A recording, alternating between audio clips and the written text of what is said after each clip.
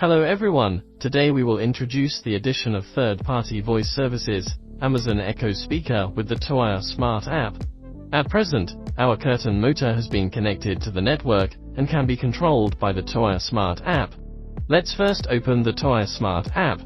In the Me interface, you can see third-party voice services and select Alexa. Let's show you how to connect. Select Re-login. Select Link.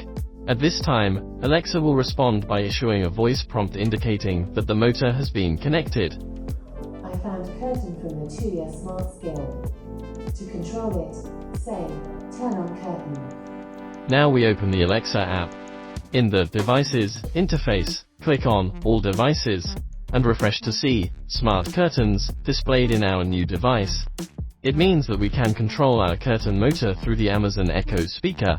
Let's show it. Alexa, close the smart curtain. Okay.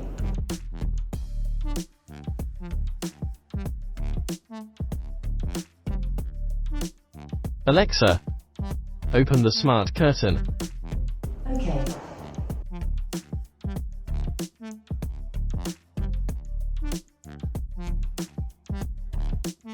Alexa, close the smart curtain to 50%.